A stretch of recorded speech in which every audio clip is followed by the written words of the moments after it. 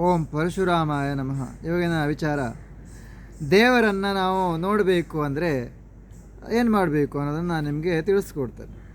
ವೀಕ್ಷಕರೇ, ನಾನೆಲ್ಲ ದೇವರು ನೋಡಿದ್ದು ಹೇಗೆ ಅಂದರೆ, ನಾನು ಒಂದು ದೇವರನ್ನು ಕರೀಲಿಕ್ಕೆ ಶುರು ಮಾಡಿದರೆ ನಾನು ಕರೆಯೋದನ್ನು ಬಿಡ್ತಾನೇ ಇರಲಿಲ್ಲ. ಉದಾಹರಣೆಗೆ ಓಂ ಪರಶುರಾಮಾಯ ನಮಃ, ಓಂ ಪರಶುರಾಮಾಯ ನಮಃ, ಓಂ ಪರಶುರಾಮಾಯ ನಮಃ, ಓಂ ಪರಶುರಾಮಾಯ ನಮಃ. ಹೀಗೆ ಒಂದು ದಿನ, ಎಷ್ಟು ದಿನ ಕರೆದಿದ್ದೀನಿ? ಒಂದು ವರ್ಷ ಆದರೂ ನಾನು ಒಂದು ದೇವರನ್ನು ಕರೆಯೋದನ್ನು ಬಿಟ್ಟೇ ಇರಲಿಲ್ಲ. ಅರ್ಥಾಯ್ತಾ? ಕರಿತಾನೇ ಇದ್ದೆ. ಓಂ ಪರಶುರಾಮಾಯ ನಮಃ, ಓಂ ಪರಶುರಾಮಾಯ ನಮಃ, ಓಂ ಪರಶುರಾಮಾಯ ನಮಃ, ಓಂ ಪರಶುರಾಮಾಯ ನಮಃ. ಯಾಕೆ ಕರಿತಾ ಇದ್ದೆ ಅಂತ ಕೇಳ್ಬೋದಲ್ವ?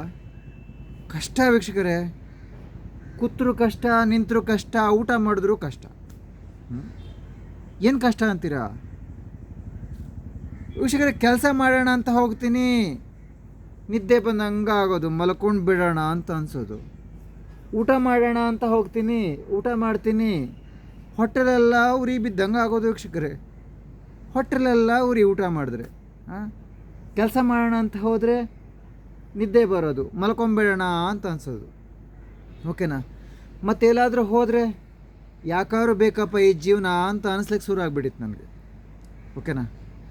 ಅದಕ್ಕೆ ನಾನು ಓಂ ಪರಶುರಾಮಾಯ ನಮಃ, ಓಂ ಪರಶುರಾಮಾಯ ನಮಃ, ಓಂ ಪರಶುರಾಮಾಯ ನಮಃ ದೇವರನ್ನು ಕರೀಲಿಕ್ಕೆ ಶುರು ಮಾಡಿದೆ. ನನಗೆ ಒಂದು 8 ವರ್ಷದ ಹಿಂದೆಯೇ ನಾನು ಶುರು ಮಾಡಿದ್ದೆ ದೇವರನ್ನು ಕರೀಲಿಕ್ಕೆ.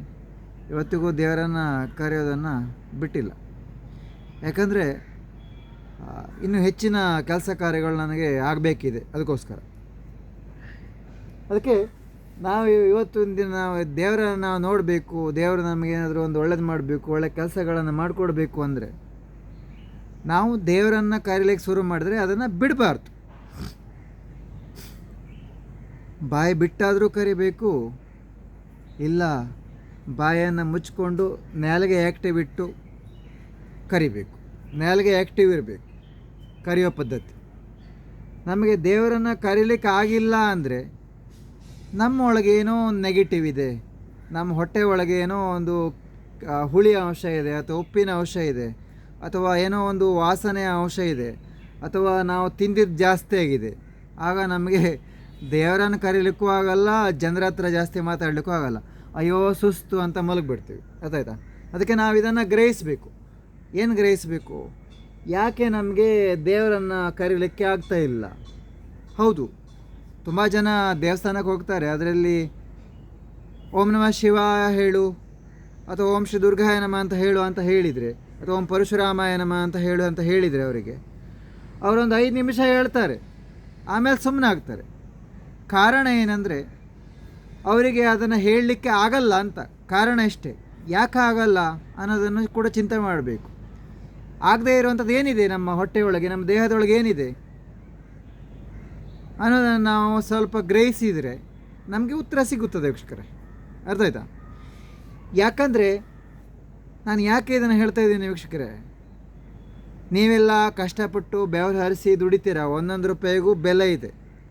ಒಂದು 500 ರೂಪಾಯಿ ದುಡಿಬೇಕು ಅಂದರೆ ಒಂದು 8 ತಾಸಾದರೂ ಕೆಲಸ ಮಾಡಬೇಕು ಸರಿಯಾಗಿ. ರೈತರೆಲ್ಲ ಬೆವರು ಹರಿಸ್ಬೇಕಲ್ಲಿ, ಅವ್ರು ಹೇಳಿದ ಕೆಲಸ ಮಾಡಬೇಕು, ಅವ್ರು ಹೇಳಿದ್ದನ್ನು ಹೇಳಿಸ್ಕೋಬೇಕು. ಇದೆಲ್ಲ ಮಾಡಿಕೊಂಡು ನೀವು 500 ರೂಪಾಯಿ ದುಡಿತೀರ ಅಲ್ವಾ? ಒಂದು ತಿಂಗಳಾದರೆ ಒಂದು 30,000 ದುಡಿತೀರ. ಆ 30,000 ದುಡಿದ್ರಲ್ಲಿ ನಿಮಗೇನಾದರೂ ರೋಗ ಬಂತು ಅಂದರೆ ನೀವು ತಗೊಂಡೋಗಿ ಅಲ್ಲಿ ಹಾಕ್ತೀರ 20,000, 25,000. ಆಮೇಲೆ ಏನಾದರೂ ಪ್ರೇತಭೂತದ ಸಮಸ್ಯೆ ಬಂತು ಅಂದರೆ ಅಲ್ಲಿ ಹೋಗಿ ಹಾಕ್ತೀರ, ಅಲ್ಲಿ ಇಲ್ಲಿ ಹಾಕ್ತೀರ. ಎಷ್ಟೆಲ್ಲ ಹಾಕ್ತೀರ ನೀವು ದುಡ್ಡನ್ನು. ಅರ್ಥ ಆಯ್ತಾ? ಎಷ್ಟೆಲ್ಲ ದುಡ್ಡು ಹಾಳು ಮಾಡ್ತೀರ ನೀವು. ಮಾಟ ಮಂತ್ರ ಆಗಿದೆ, ಅದಾಗಿದೆ, ಇದಾಗಿದೆ ಅಂತ ತಗೊಂಡೋಗಿ ಅಲ್ಲಿ ಹಾಕ್ತೀರ. ಆಮೇಲೆ ಎಲ್ಲೋ ಸರಿಯಾಗಿದೆ, ಸುಮ್ಮನೆ ಕೂತ್ಬಿಡ್ತಾರೆ. ದುಡ್ಡು ಖರ್ಚಾಯಿತು, ಸಾಲ ಬೇರೆ ಆಗಿಬಿದ್ದಿದೆ, ಆಮೇಲೆ ಚಿಂತೆ. ಸಾಕಪ್ಪ ಸಾಕು ಜೀವನ, ಇಷ್ಟೆಲ್ಲ ಕಷ್ಟ ಬಂದುಬಿಟ್ಟಿದೆಯಲ್ಲ, ಏನು ಮಾಡೋದು? ಎಷ್ಟು ಜನ ಅದೇ ಥರ ಕಷ್ಟನ ಅನುಭವಿಸ್ತಾ ಇದ್ದಾರೆ ವೀಕ್ಷಕರ ಇವತ್ತಿನ ದಿನ. ಎಲ್ಲೋ ಹೋದರೂ ಅಷ್ಟೇ, ಯಾರು ಏನು ಸರಿ ಮಾಡಿಕೊಡೋದು, ಎಲ್ಲ ಸುಳ್ಳು ಹೇಳೋರೆ ಅಂತ ಮನಸ್ಸಲ್ಲಿ ಅನಿಸ್ಬಿಟ್ಟಿದೆ ಅಲ್ವಾ ಎಲ್ಲರಿಗೂ. ಸಾಮಾನ್ಯ ಕೆಲವರಿಗೆ ಅನಿಸಿರ್ತಾನೆ. ಹಾಗಿದ್ರೆ ಇವತ್ತಿಂದನೇ ನೀವು ನಿಮ್ಮ ಮನಸ್ಸಿನ ದೇವರನ್ನು ಕರೀಲಿಕ್ಕೆ ಶುರು ಮಾಡಿ. ನಿಮ್ಮ ಮನಸ್ಸಿನ ದೇವರು ಶಿವ ಆದರೆ ಓಂ ನಮಃ ಶಿವಾಯ. ನಿಮ್ಮ ಮನಸ್ಸಿನ ದೇವರು ಕಾಳಿ ದೇವರಾದರೆ ಓಂ ಕ್ರೀಂ ಕಾಳಿಕಾಯ ನಮಃ. ನಿಮ್ಮ ಮನಸ್ಸಿನ ದೇವರು ಶ್ರೀ ದುರ್ಗಾದೇವಿ ಆದರೆ ಓಂ ಶ್ರೀ ದುರ್ಗಾಯ ನಮಃ. ನಿಮ್ಮ ಮನಸ್ಸಿನ ದೇವರು ಪರಶುರಾಮರಾಗಿದ್ದರೆ ಓಂ ಪರಶುರಾಮಾಯ ನಮಃ. ನಿಮ್ಮ ಮನಸ್ಸಿನ ದೇವರು ಶ್ರೀ ಜಮದಗ್ನಿಯವರಾಗಿದ್ದರೆ ಓಂ ಜಮದಗ್ನೇಶ್ವರಾಯ ನಮಃ. ಓಂ ಜಮದಗ್ನೇಶ್ವರಾಯ ನಮಃ. ಕರೀಲಿಕ್ಕೆ ಶುರು ಮಾಡಿದ್ರೆ ಬಿಡಲೇಬಾರ್ದು ವೀಕ್ಷಕರೇ. ಊಟಕ್ಕೂ ತಗೋ ಕರಿಬೇಕು, ತಿನ್ನಬೇಕಾದ್ರೂ ಕರಿಬೇಕು, ಅಡುಗೆ ಮಾಡೋಗೂ ಕರಿಬೇಕು, ಕೆಲಸ ಮಾಡೋಗಲೂ ಕರಿಬೇಕು, ಹಾಗೆ ಎಲ್ಲ ಸಮಯದಲ್ಲೂ ನಾವು ಅವರನ್ನು ಕರಿಬೇಕು. ಆಗ ಅವರು ನಮಗೇನು ಬೇಕು ಅದನ್ನು ಅನುಗ್ರಹಿಸ್ತಾರೆ ವೀಕ್ಷಕರೇ. ಇದೇ ಸಿಂಪಲ್ ಆದ ಸೀಕ್ರೆಟ್ ವೀಕ್ಷಕರೇ. ದೇವರನ್ನು ಕರೀಲಿಕ್ಕೆ ಶುರು ಮಾಡಿದ್ರೆ ನಾವು ಬಿಡಲೇಬಾರ್ದು. ದೇವರನ್ನು ನಾವು ನೋಡ್ಬೋದು, ಹಾಗೆ ನಮ್ಮೆಲ್ಲ ಕೆಲಸ ಕಾರ್ಯಗಳನ್ನು ಕೂಡ ನಾವು ಮಾಡ್ಕೋಬೋದು ಅಂತ ಹೇಳ್ತಾ ನಾನು ವಿಡಿಯೋನ ಮುಗಿಸ್ತೇನೆ. ವಿಚಾರ ಇದೇ ಆಗಿತ್ತು. ನಾವು ದೇವರನ್ನು ಕರೀಲಿಕ್ಕೆ ಶುರು ಮಾಡಿದರೆ ನಾವು ಕರೆಯೋದನ್ನು ನಾವು ಬಿಡಬಾರ್ದು. ಜಪಾನಾದರೂ ಮಾಡ್ತಾ ಇರಬೇಕು ಲಾಸ್ಟಿಗೆ. ಆಗ ನಾವು ಅಂದ್ಕೊಂಡಿದ್ದ ಕೆಲಸ ಆಗುವುದರ ಜೊತೆ ದೇವರು ಕೂಡ ನಮಗೆ ಪ್ರತ್ಯಕ್ಷ ಒಂದಲ್ಲ ಒಂದು ದಿನ ಆಗ್ತಾರೆ.